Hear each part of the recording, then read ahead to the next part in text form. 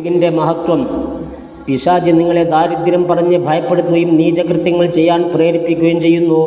എന്നാൽ അള്ളാഹു അവൻ്റെ പക്കൽ നിന്നുള്ള പാപമോചനവും ഔദാര്യവും നിങ്ങൾക്ക് വാഗ്ദാനം ചെയ്യുന്നു.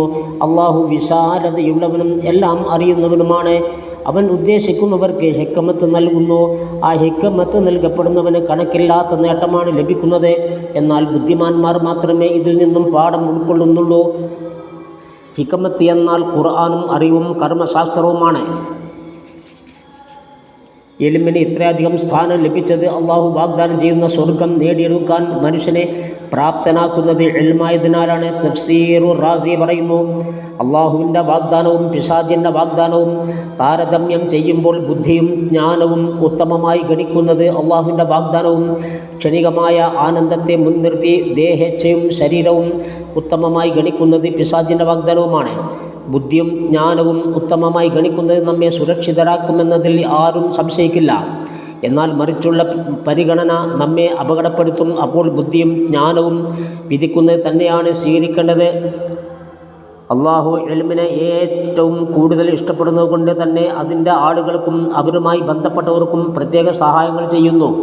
നബി സല്ലല്ലാഹു അലൈഹി വസല്ലമ പറയുന്നു, ഒരു വിഭാഗത്തിലേക്ക് അള്ളാഹു ശിക്ഷ വിധിച്ചു. തത്സമയം അവരിൽപ്പെട്ട ഒരു മതവിദ്യാർത്ഥി പാഠശാലയിൽ നിന്ന് അൽഹംദുലില്ലാഹി റബ്ബിൽ ആലമീൻ എന്ന് ഉരുവിടുന്നത് പടച്ചവൻ കേൾക്കുകയും ചെയ്തു. അതിനാൽ അവരുടെ ശിക്ഷ 40 വർഷത്തേക്ക് അവരെ തൊട്ട് അള്ളാഹു ഉയർത്തും.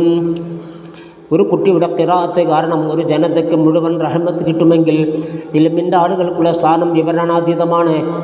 എൻ്റെ പ്രതിനിധികൾക്ക് അള്ളാഹുവിൻ്റെ അനുഗ്രഹം ഉണ്ടാവട്ടെ, ആരാണ് തങ്ങളുടെ പ്രതിനിധികളെന്ന് ചോദിക്കപ്പെട്ടപ്പോൾ എൻ്റെ സുന്നത്തിനെ ഇഷ്ടപ്പെടുകയും അള്ളാഹുവിൻ്റെ അടിമകൾക്ക് അവ പഠിപ്പിക്കുകയും ചെയ്യുന്നവനാണെന്ന് നബി സല്ലല്ലാഹു അലൈഹി വസല്ലം തങ്ങൾ മറുപടി പറഞ്ഞു. തിരുനബി സല്ലല്ലാഹു അലൈഹി വസല്ലമയുടെ ഖലീഫമാരാകാൻ നാം ഓരോരുത്തരും ആഗ്രഹിക്കണം. നബി സല്ലല്ലാഹു അലൈഹി വസല്ലമ നമുക്ക് തന്നതിനെ പിൻഗാമികൾക്ക് എത്തിച്ചു കൊടുക്കണം. അബൂ ഹുറൈറ റളിയല്ലാഹു അൻഹു ഒരിക്കൽ അങ്ങാടിയിലോ നടക്കുകയായിരുന്നു. അവിടെ നിന്ന് അദ്ദേഹം വിളിച്ചു പറഞ്ഞു, ഓ പട്ടണവാസികളെ, നിങ്ങൾക്ക് എന്തു പറ്റി? അവർ ചോദിച്ചു, എന്താണ് പ്രശ്നം? അദ്ദേഹം പറഞ്ഞു, അവിടെ നബി സല്ലല്ലാഹു അലൈഹി വസല്ലമയുടെ അനന്തര സ്വത്ത് വീതിക്കുന്നു, നിങ്ങളാണെങ്കിൽ ഇവിടെ നിൽക്കുന്നു, അവിടെ പോയി നിങ്ങൾക്കുള്ള വിഹിതം എടുക്കുന്നില്ലേ? അവർ ഒന്നടങ്കം ചോദിച്ചു, എവിടെയാണത്? അബൂ ഹുറൈറ റളിയല്ലാഹു അൻഹു പറഞ്ഞു, പള്ളിയിലേക്ക് കുതിച്ചു. അബൂ ഹുറൈറയാകട്ടെ അവർ തിരിച്ചു വരുന്നവരെ കാത്തിരുന്നു. മടങ്ങി വന്നപ്പോൾ ചോദിച്ചു, എന്താ കിട്ടിയത്?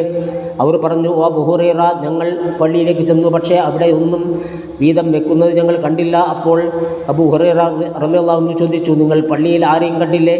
അവർ പറഞ്ഞു, കണ്ടു. ചിലർ നിസ്കരിക്കുന്നുണ്ട്, ചിലർ ഖുർആൻ പാരായണം ചെയ്യുന്നുണ്ട്, മറ്റു ചിലർ ഹലാലും ഹറാമും ചർച്ച ചെയ്യുന്നുണ്ട്. അപ്പോൾ അബൂ ഹുറൈറ റളിയല്ലാഹു അൻഹു പറഞ്ഞു, നിങ്ങൾക്ക് നാശം അതുതന്നെയാണ്. നബി സല്ലല്ലാഹു അലൈഹി വസല്ലമയുടെ അനന്തര സ്വത്ത്